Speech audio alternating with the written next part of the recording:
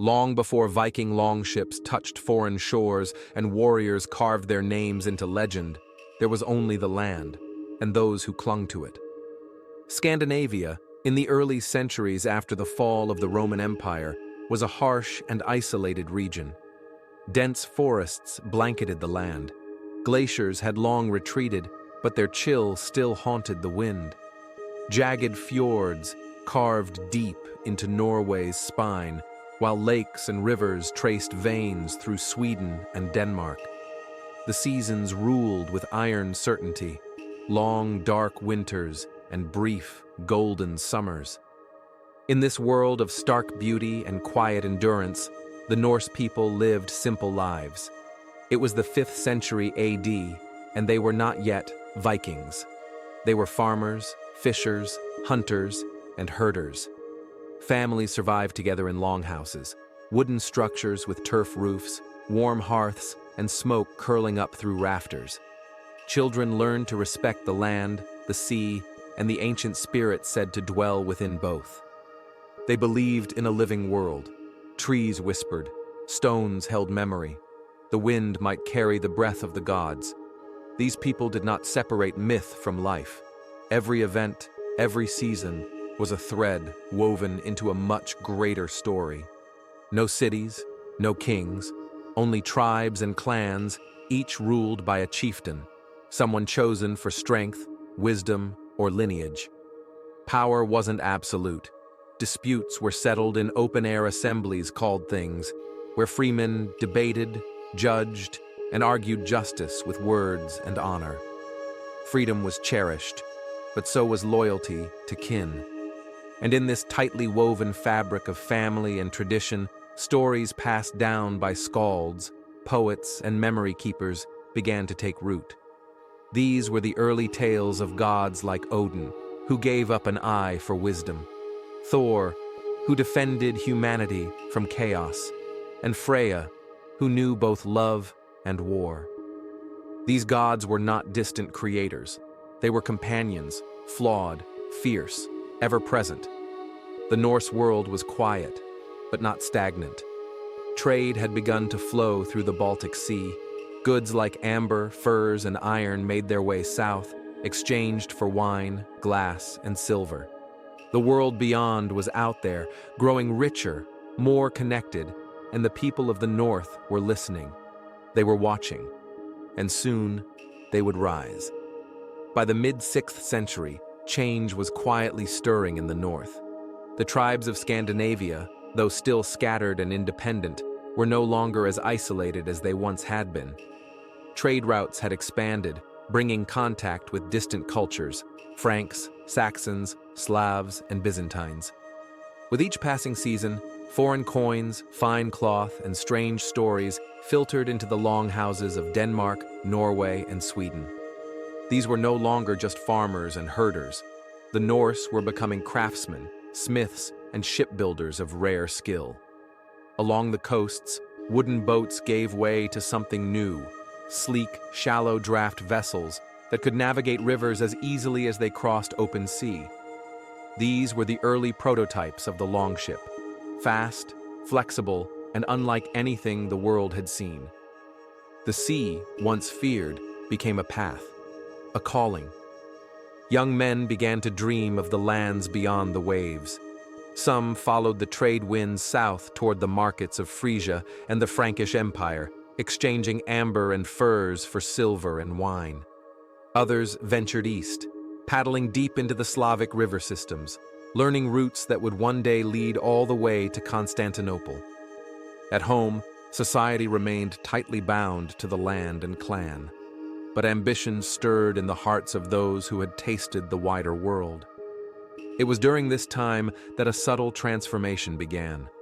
The Norse started to organize, not into kingdoms, but into larger, more unified chiefdoms. Power consolidated. Prestige grew. A young warrior could rise not just by bloodline, but by bravery, cunning, and wealth won on distant shores. Still, most remained rooted in old ways. The gods were worshipped with feasts and sacrifices. Law was spoken, not written. Stories were remembered, not recorded. But the longships waited. And as the 8th century dawned, a single event would ignite the age to come. A spark struck on foreign soil that would set the world aflame. The year was 793 AD. The sea was calm that morning near the holy island of Lindisfarne off the northeastern coast of England. Gentle waves lapped the shore. Bells rang from the monastery, their tones lost in quiet prayer. The monks tended their gardens and illuminated sacred texts, unaware that the world was about to shift. Then, shadows on the horizon. Longships emerged from the fog, their dragon-headed prows slicing through the mist. Silent, purposeful. The oars moved in perfect rhythm. When the first warrior stepped onto land, sword in hand, history turned. The Viking raid on Lindisfarne was swift and merciless. The monks, unarmed and unprepared, were cut down. Sacred relics were torn from altars, books burned, gold stolen. The monastery, a beacon of peace and learning, was reduced to ash. And with its fall, a new chapter began. The news spread like wildfire across Christian Europe. A holy place had been defiled. If Lindisfarne could fall, where was safe? To the Norse, however, it was not an act of sacrilege. It was opportunity. The wealth of the monasteries, the weakness of their defenses, the surprise of it all. It sparked something across the fjords. The raid became legend. Back home in Scandinavia, longships multiplied. Warriors trained with renewed purpose. Skalds composed verses about the bravery of those who struck the English coast. Young men burned with desire for silver, fame, and a place in the sagas. But even as raiders prepared for more, others returned to trading. Viking ships sailed up the rivers of Europe as merchants just as often as they did as marauders. Olive oil from Italy, silks from the East, swords from the Franks, all moved through Norse hands. The gods, too, were changing in the minds of the people. Thor was more than a thunderer. He was a protector abroad. Odin, once a wanderer, became the all-seeing watcher over distant raids. The mythic world and the real one were drawing ever closer. The raid on Lindisfarne had opened a door. A tide was rising in the north, and it would not be stopped. After Lindisfarne, nothing was the same. In the years that followed, Viking sails became a dreaded sight along the coasts of the British Isles. They struck again in 794, attacking the monastery at Jarrow and then at Iona. By now, the pattern was familiar. Swift raids, brutal efficiency, and ships loaded with treasure vanishing into the sea before any resistance could form. No longer was this a solitary act of boldness. It was a wave. The Norse warriors understood the weakness of their targets. Monasteries held gold and silver but lacked soldiers. Coastal villages were unguarded. Even towns and cities had yet to build defenses against enemies arriving from the sea. And so, the longships pressed forward. By the early 800s, the raids spread along the coasts of Ireland, Scotland, and the kingdom of the Picts. Viking fleets landed in Ulster, burning towns and temples, capturing slaves and supplies. Some groups began to stay longer, setting up temporary camps and returning season after season. Others settled outright. These were not chaotic assaults. The Vikings, though fierce, were strategic. They used the rivers as highways, sailing deep inland where no one expected them. They studied their enemies, mapped their routes, and refined their tactics. And they were young. Many raiders were in their teens or early 20s, second or third sons without land to inherit, hungry for adventure, riches, and their place in legend. Death was not feared. It was embraced. For those who died bravely would feast in Valhalla, Odin's hall of the slain. But their journeys were not only for plunder. Many Viking expeditions became trading ventures. A fleet might raid one coast and trade on another. In markets across the Carolingian Empire, Norsemen exchanged furs and amber for fine weapons, wine, and coins. They learned foreign languages, picked up customs, and brought them home. Some returned wearing silks and carrying crosses, having witnessed a world far beyond the fjords. Their homeland, meanwhile, was changing. Villages expanded. Towns like Ribe and Hedeby thrived as trade centers. Wealth from raids funded new ships, larger homes, and more organized rule. Clans competed, not just for survival, but for dominance. Power was shifting, and so was identity. No longer were they just Norsemen. They were becoming something more, a people united by the sea, by ambition, and by the echo of their gods' voices in the wind. The storm was far from over. It was only gathering strength. As the Viking raids continued to spread, the eyes of the Norse turned south, toward the glittering riches and vast lands of the Frankish Empire. Charlemagne, the mighty emperor who once held Europe together, had died in 814. His successors, while ambitious, lacked his unifying power. The empire began to fragment under the rule of his sons and grandsons. Borders became blurred and rivalries flared. This weakness did not go unnoticed. The Vikings saw opportunity. By the 820s, Norse ships sailed up the coasts of modern-day France, probing defenses, testing the waters of the Seine and Loire rivers. They found cities and monasteries brimming with gold, relics, and undefended wealth. In 834, the storm struck hard.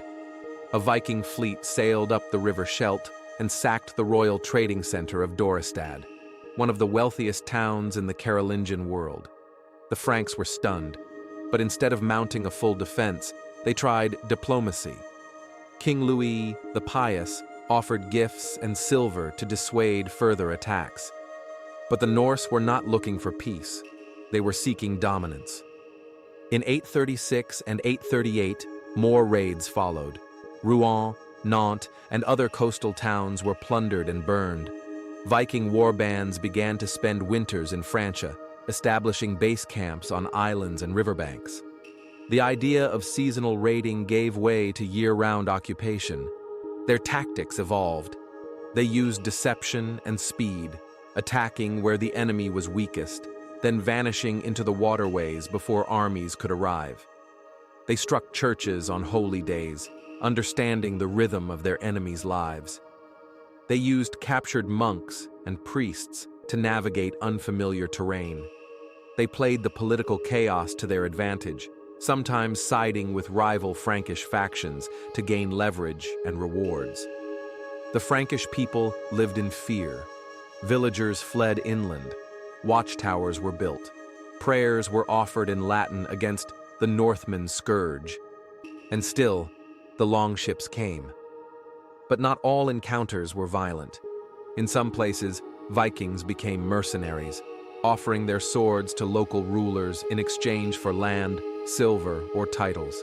In others, they settled quietly, marrying local women and blending into the fabric of the land. Norse culture, with its bold art, seafaring wisdom, and mythic tradition, began to seep into the heart of Europe. Back in Scandinavia, the wealth flowed home. Kings and jarls grew richer, power consolidated, and ambitious warriors saw the southern kingdoms as a gateway not only to treasure, but to glory. The Frankish Empire, once mighty, now reeled under the weight of Norse steel and fire. And the Vikings? They had only just begun to shape the map of Europe in their image. By the 840s, Viking ambitions began to shift. The raids had proven wildly successful, but a new idea began to take root. Why merely raid when one could rule? In the years following their brutal campaigns in Francia, Viking leaders realized the rivers of Europe were not just escape routes. They were highways to power. Longships glided deep inland, carrying warriors, settlers, and supplies. And so began the next phase of the Viking Age: settlement. In 841, a Norse warband led by chieftains established a winter base along the River Seine near Rouen. It was a modest camp, but symbolically powerful. the Vikings were no longer just visitors. They were staying. By 845, their reach had expanded even farther. That year, a Viking leader named Ragnar, possibly the semi-legendary Ragnar Lodbrok, led a fleet of 120 ships up the Seine. Paris lay ahead. The Franks were in disarray. Civil war brewed between Charlemagne's descendants. Fortresses were weak, rivers undefended. Ragnar's men reached Paris and demanded tribute. Charles the Bald, the ruling Frankish king, had no choice. He paid them 7,000 pounds of silver to leave. To the Vikings, it was validation. Even the greatest cities would kneel before them. At the same time, across the sea to the west, Ireland became a new target. The Norse had landed in Ireland as early as 795, but now, in the 840s, they began establishing long forts, fortified ship camps. These were not just raiding outposts, but bases from which the Vikings could trade, raid, and control territory. In 841, a major long fort was built at the mouth of the River Liffey. That outpost would grow into what we now call Dublin. Here, the Vikings did more than plunder. They traded with the Irish clans, with the Britons, and with merchants from as far as the Mediterranean. Dublin became a bustling hub of commerce, slaves, silver, and sword for hire. Conflict with the native Irish was constant. Some kings fought the Norse tooth and nail, others allied with them for political advantage. The lines between friend and enemy blurred. Meanwhile, in Scotland, the Western Isles, and the Isle of Man, Norse influence was also growing. The sea, not land, was the true Norse domain, and their longships allowed them to rule it like no others. The 840s marked a turning point. The Viking Age was no longer just about swift raids and sudden terror. It was now about presence, control, and lasting influence. The Norse were carving their name into the very bones of Europe, and their ambition was only growing bolder. By the 850s, the Viking world was changing from within. What had once been scattered bands of raiders was fast becoming something more organized, more ambitious. Across Scandinavia, powerful warlords emerged, each seeking to carve out not just fortune, but legacy. Among these rising leaders was a man named Horik, the king of the Danes. Horik held sway over much of modern-day Denmark, attempting to unite the Danish chieftains under a single banner. He ruled from the trading town of Hedeby, a bustling center of commerce and culture. But unity was fragile. Blood feuds simmered beneath the surface. In Norway, clan rivalries were even fiercer. Chieftains like Harald Fairhair, though not yet kings in name, began consolidating power by force.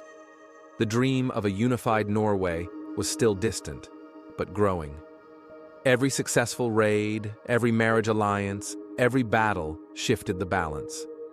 Meanwhile, in the British Isles, Viking power was expanding rapidly. Dublin had become a Norse stronghold. A dynasty emerged, led by powerful rulers like Olaf the White, a king of Viking Dublin who waged war across Ireland, forging temporary alliances and striking down rivals with ruthless efficiency. But these Viking rulers weren't invincible. In 854, a large Norse fleet wintered in England for the first time, a bold move. They set up camp and stayed, marking a shift from hit-and-run raids to year-round occupation. The Anglo-Saxon kingdoms, divided as they were, grew alarmed. Kings like Ethelwulf of Wessex began reinforcing their defenses, preparing for what many feared would become an invasion of permanence. As the Norse spread across foreign shores, back home, their society was evolving. Viking settlements began to resemble small kingdoms. Laws were enforced by assemblies called things, and the idea of hereditary rule gained strength. The old egalitarianism of the early raiding bands gave way to structured hierarchies. Still, blood feuds remained a constant. A slight, an insult, or an unpaid debt could ignite violence between clans. Revenge was a duty, not a crime. Honor demanded it. But over time, these feuds began to erode unity, weakening the fabric of Viking power even as their territories expanded.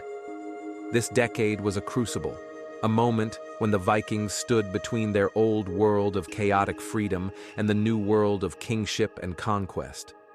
And soon, that choice would be made for them, by a storm unlike any before.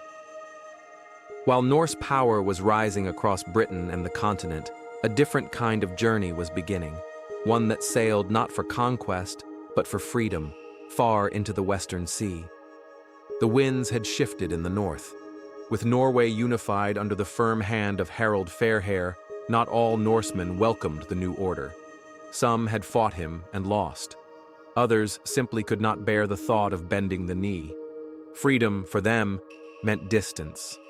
And so, they left. Their sails caught the northern winds, and their minds held visions of lands beyond the known. What lay west of the sea was still a mystery, but stories had already begun to spread, of strange islands glimpsed by sailors, of green shores beyond the horizon. And so, in the late 800s, they sailed. The first great destination was Iceland. It was not a lush paradise, but it was empty, raw, volcanic, wild.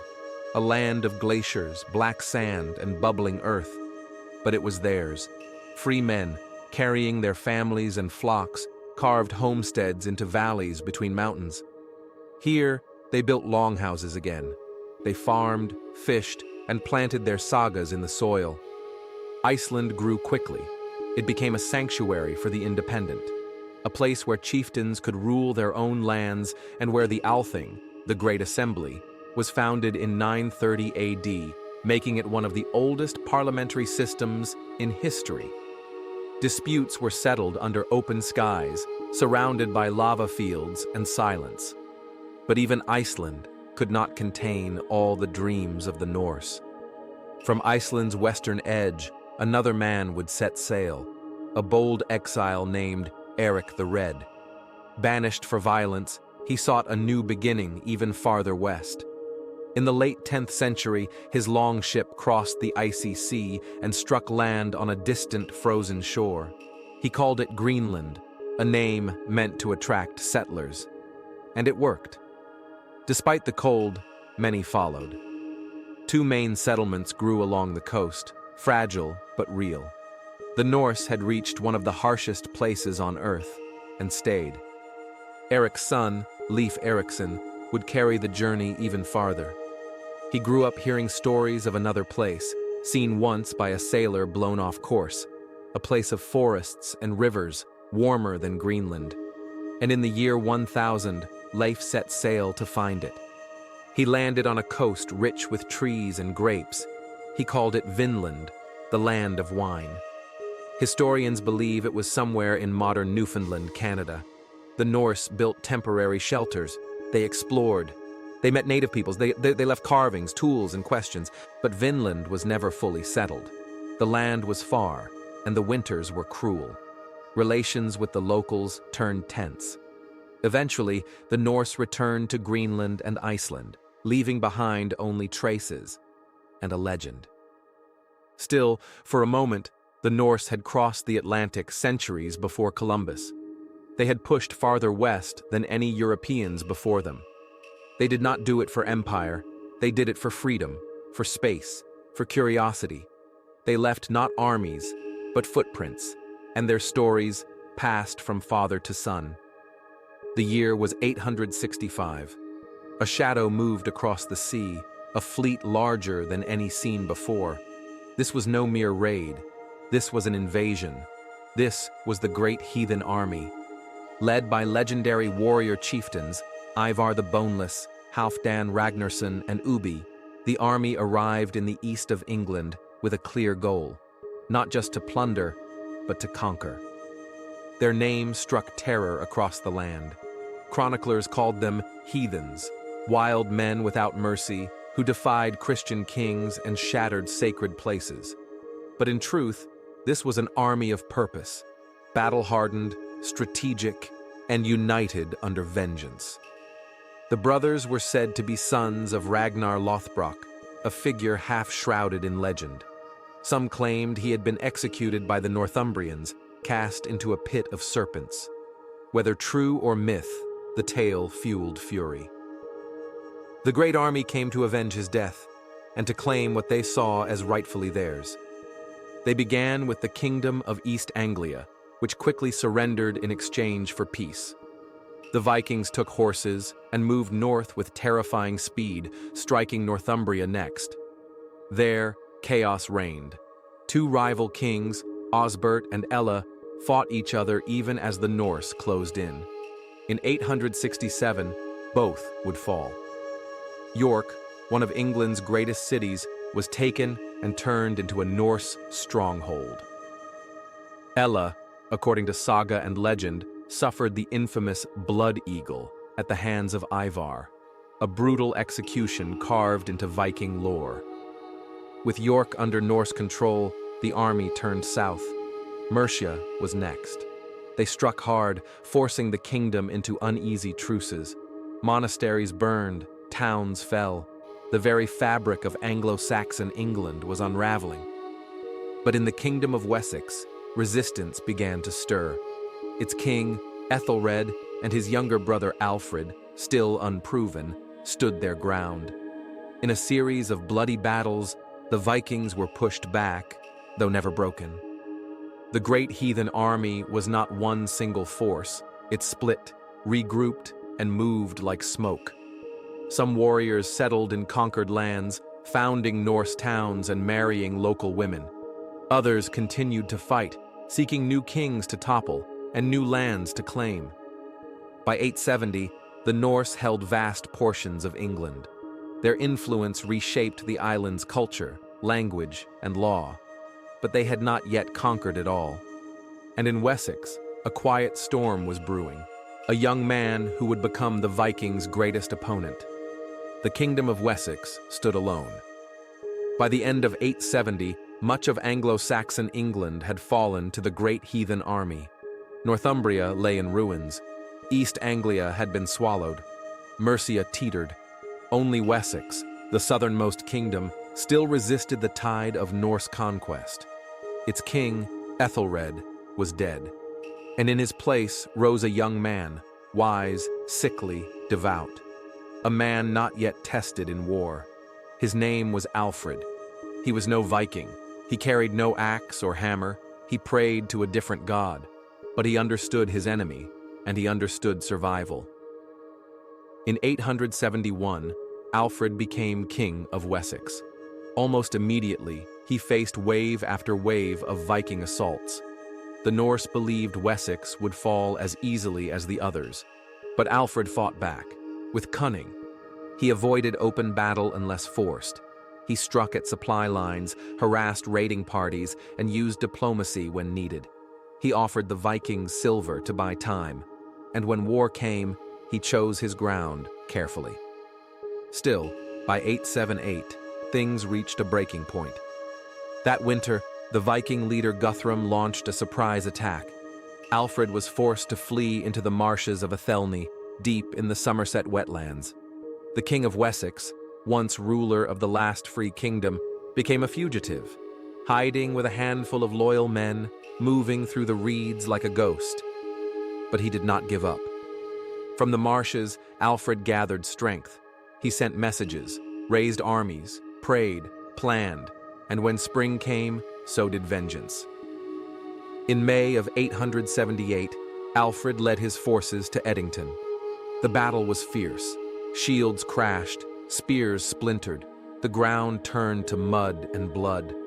But the West Saxons held firm, and when the Vikings finally broke, Alfred pursued them relentlessly, forcing Guthrum to surrender. But rather than execute his enemy, Alfred chose a different path. He demanded Guthrum convert to Christianity, and he stood as his godfather at the baptism. A symbolic gesture, one king humbling another, one world absorbing the other. With this victory, Alfred saved Wessex. He did not destroy the Norse presence in England, but he halted their conquest. And over the years to come, he would build fortresses, reorganize the army, and lay the foundation for what would become England. To the Anglo-Saxons, he was Alfred the Great, the only English king to bear the title. To the Vikings, he was a nightmare, a rival worthy of their sagas, a king who could not be broken. But the Viking Age was far from over. Across the sea, in Ireland, Scotland, and the rivers of Europe, Norse ambitions burned as bright as ever. And in the wilds of the north, new legends were about to rise. Before Alfred's triumphs, and even while the great heathen army ravaged England, another front had already opened, further west, across the Irish Sea. The Vikings had not ignored Ireland. In fact, they had arrived early and stayed. In the year 795, the first recorded Viking raid struck Lambay Island, off the coast of Dublin. Monasteries burned, bells were taken, fear spread. And for years, the Norse came and went, raiders in summer, gone with the autumn winds. But in 841 AD, they changed their approach.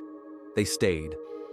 On the south bank of the River Liffey, they built a fortified camp, what they called a long fort. That camp became a settlement, and that settlement would grow into one of the most important cities in Irish history, Dublin. The Norse called it Dublin, the Black Pool. At first, it was a pirate stronghold, a place to haul ships ashore, repair them, count silver, and sell slaves. But over time, it became a thriving town, with streets, workshops, markets, and shipyards. Norse craftsmen, traders, and warriors made it home. The Irish kings resisted, of course. They fought and pushed and burned, but the Norse returned again and again. Alliances were made and broken. Battles raged across the green hills and misty coasts. Yet the Vikings, once invaders, were becoming a part of the land. They built other settlements, Waterford, Wexford, Limerick, Cork, each a Norse hub of trade and influence. They married into Irish families. They adopted Gaelic ways. They became something new, the Hiberno-Norse. Dublin became infamous not only for its wealth, but for its role in the slave trade. Irish captives, British prisoners, and even other Norse were sold across the seas. Slavery fueled the economy and the raids. But not all Viking activity in Ireland was cruelty. Some of the finest silver hoards were buried there. Norse and Irish craftsmen worked together, and Dublin's harbor welcomed traders from as far as the Caliphate and the Byzantine Empire. One of the most powerful Norse kings of Dublin was Olaf the White, a shadowy but fierce ruler of the mid-9th century. His lineage would intertwine with the kings of Scotland and the legendary Ivar the Boneless, further blurring the line between myth and history. The Irish adapted. Some kings fought the Norse with fury. Others allied with them when it suited their cause. Over time, the Vikings were no longer just raiders or foreigners. They were part of the Irish political game, ruthless, ambitious, and dangerous. By the year 900, Norse Ireland was deeply entrenched. Dublin had walls, a fleet, and a king. The island's future would be shaped not just by Gaelic swords, but by Norse axes and longships. But just as they had settled in the west, their gaze turned east, to the rivers of the Slavs, to the wild forests of Russia, to the heart of another empire waiting to rise. As the 9th century unfolded, the Viking tide swept further into the heart of Europe. Longships glided not just along the coasts, but deep into rivers, silent shadows on the Seine, the Loire, the Rhine. Francia, once a beacon of imperial might, now shuddered with each approaching sail. But not every tale of Viking incursion ended in fire and steel. One such story unfolded with quiet transformation on the northern shores of what is now France. Rollo was his name, a towering Norseman, bold and relentless. Some say he came from Norway, others say Denmark. But all agreed, he was a leader, a war chief who commanded both fear and respect. He led raids across the Frankish countryside, and the Carolingian rulers, desperate for peace, tried again and again to stop him. And then, something unexpected happened.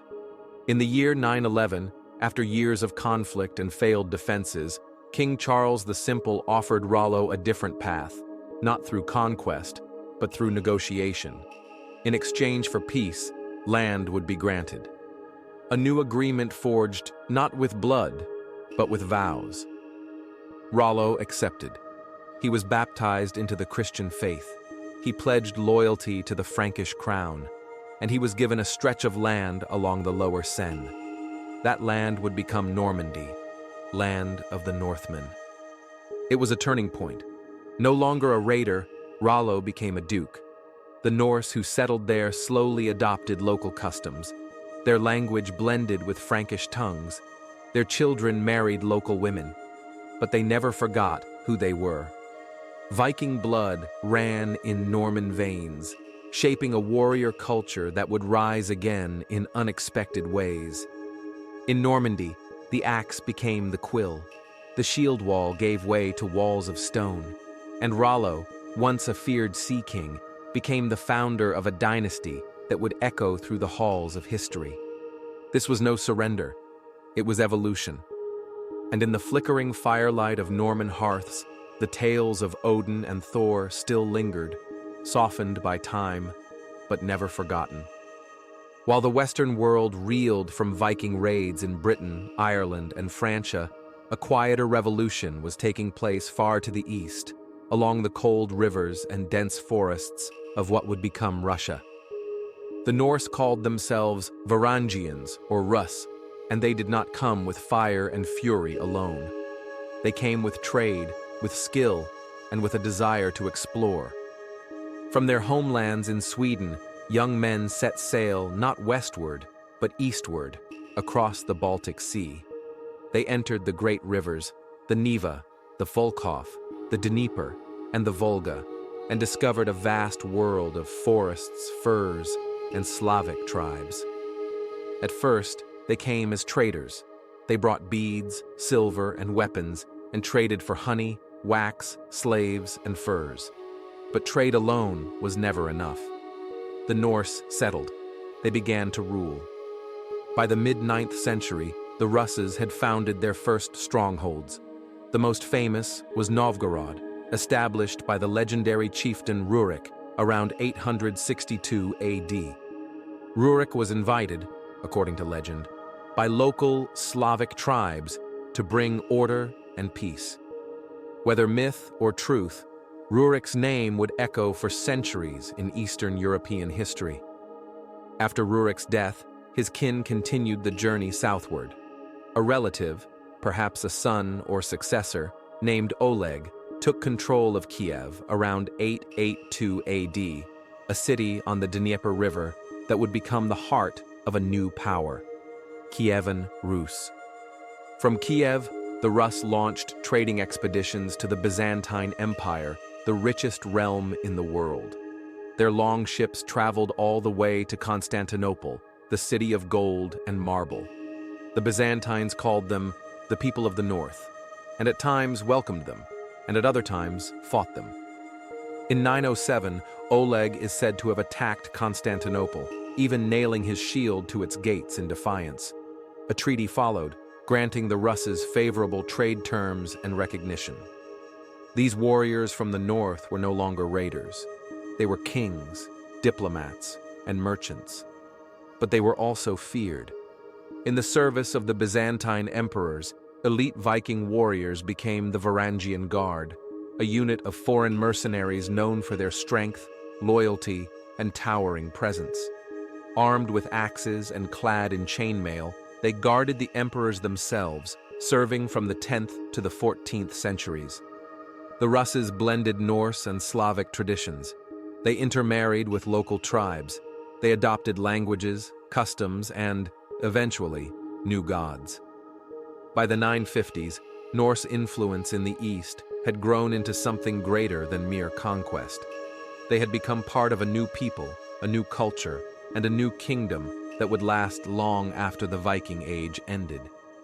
From the fjords of Sweden to the domes of Kiev, The Viking spirit had found another home. And yet, as they settled in the east, the heart of Viking power began to shift. The greatest age of Viking expansion was coming to its peak, but soon it would begin to decline. The sound of the axe no longer echoed alone across the north. By the late 900s, change was stirring, not just in the tides, but in the soul of the Viking world. The old gods, Odin, Thor, Freya, still lived in tales whispered by the hearth, but their hold over the hearts of men was slowly loosening. From the south had come more than gold and war. Missionaries arrived, carrying not swords, but scriptures.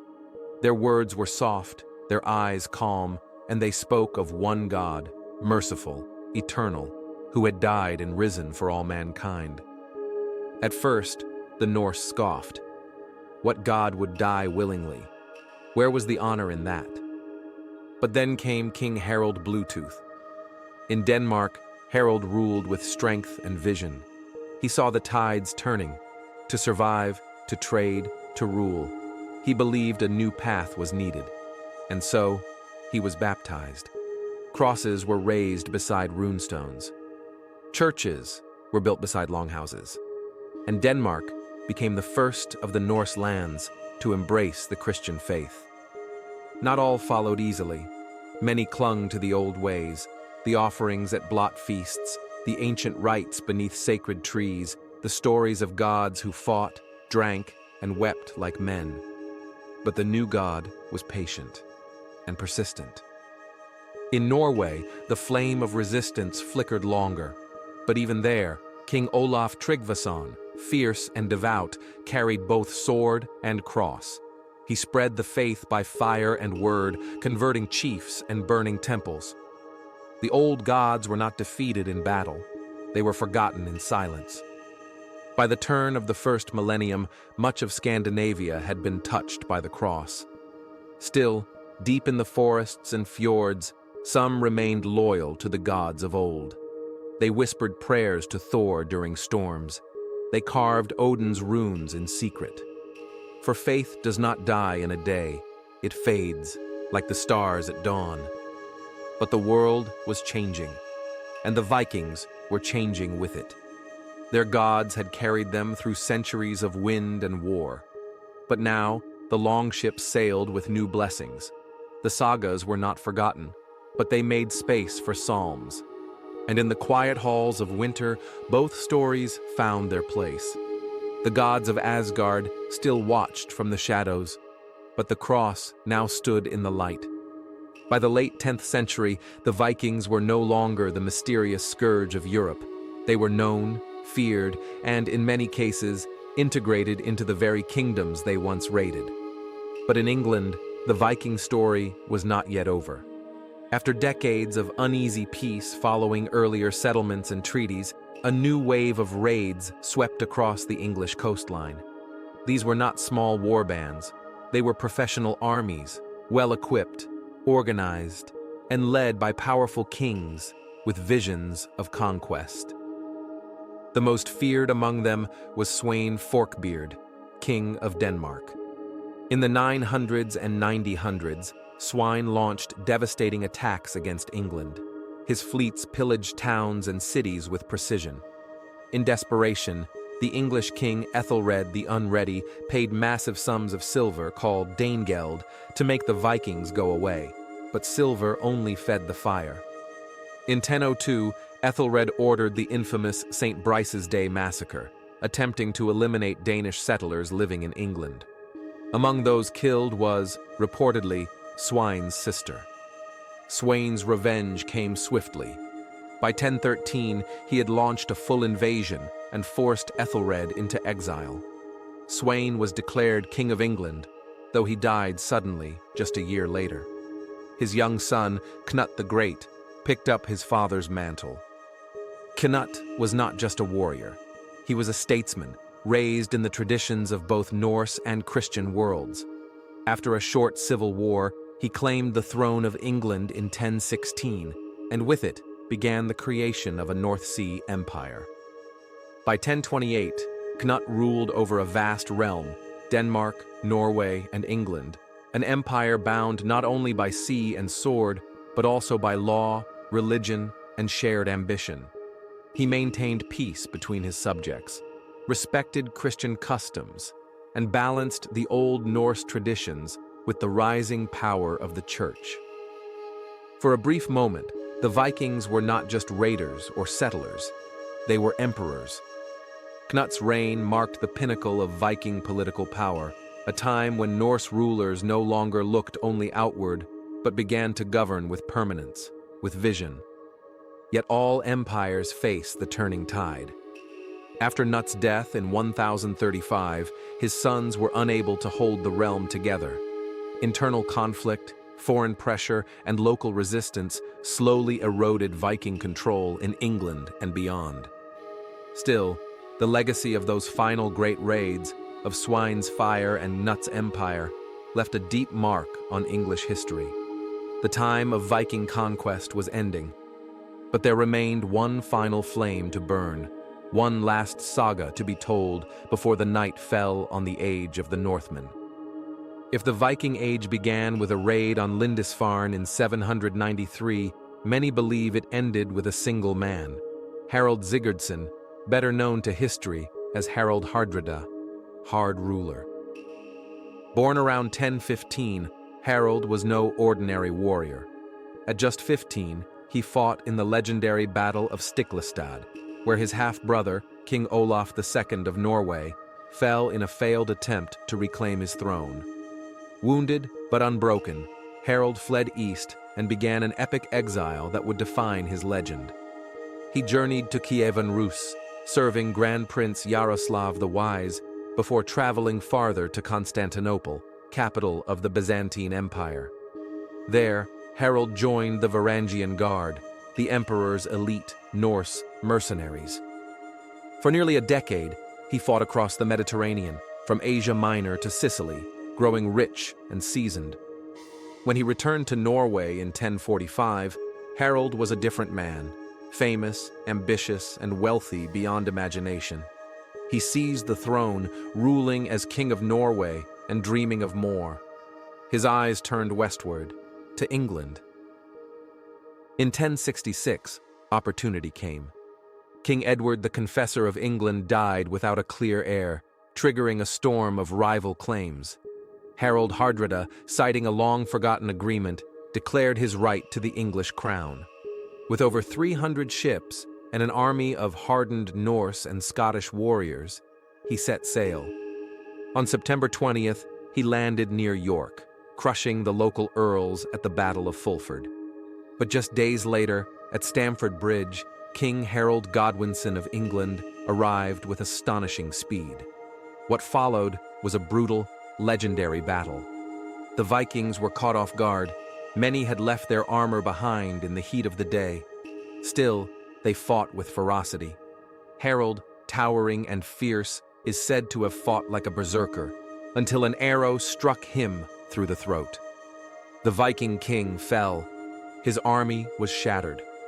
Of the 300 ships that brought them to England, only 24 returned. It was the end of a saga.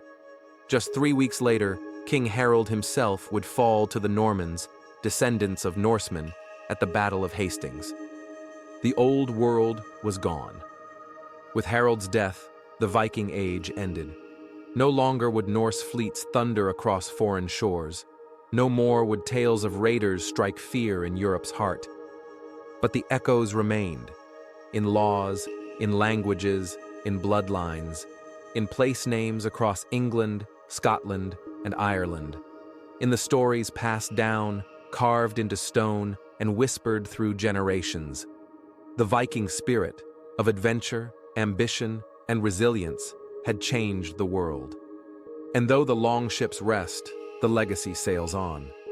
The death of Harald Hardrada in 1066 marked the symbolic end of the Viking Age.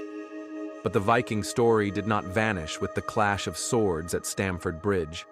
Instead, it echoed forward, etched into the very fabric of Europe. Across the north, Viking societies began to settle into more structured kingdoms. Norway, Sweden, and Denmark, once loose collections of jarldoms and clans, solidified into centralized monarchies. Christianity spread across Scandinavia, slowly replacing the old gods of Asgard with crosses and churches. Pagan rituals faded, though not completely. Echoes of the old beliefs remained in traditions, in language, and in the stories told by firesides. In England, the Norse legacy was undeniable. Place names like York, Derby, Grimsby, and Whitby bore the mark of Scandinavian settlement. The Danelaw, once a region under Viking rule, had permanently altered the legal, linguistic, and cultural landscape of the region. Even English words like sky, egg, knife, and husband trace their roots to Old Norse. In Normandy, the descendants of Vikings had already transformed from raiders into rulers. The Normans, under William the Conqueror, himself the great-great-grandson of a Norseman, would carry their ambition to England and beyond, reshaping Europe with a new brand of conquest. In the east, Swedish Vikings, known as the Rus, had long since interwoven with Slavic tribes. They helped shape the foundations of what would become the Kievan Rus, a forerunner to modern Russia, Belarus, and Ukraine. Names like Rurik and Oleg became part of Eastern European heritage, even as Norse bloodlines blended into Slavic culture. Trade, once a secondary path to raiding, became the primary link between Scandinavia and the rest of the world. The Viking maritime skills laid the groundwork for future exploration. The Norse maps, sagas, and knowledge of distant lands quietly influenced later seafarers, including those who would cross the Atlantic centuries later. Back in Scandinavia, the warrior culture shifted. No longer needing to raid to survive or gain status, Norsemen became merchants, craftsmen, and Christian nobles. Longhouses gave way to manors. Pagan shrines were replaced by stone churches, many of which were built atop sacred Norse sites. Yet, the past was never forgotten. Stone runestones still dotted the countryside, memorials to fallen warriors and far-off travels. Sagas continued to be passed down, eventually written on parchment and preserved in Icelandic texts like the Poetic Edda and the Saga of the Greenlanders. Through these stories, the deeds of Eric the Red, Leif Erikson, and the legendary Ragnar Lodbrok endured. Even centuries later, European kings and emperors would claim descent from Viking heroes to legitimize their rule. And in the 19th and 20th centuries, a revival of Norse interest would spread, first as romantic nationalism, later through literature, film, and popular culture. The Viking legacy was not just one of war and conquest. It was a legacy of resilience, of adaptation, of connection between worlds once thought too far to reach.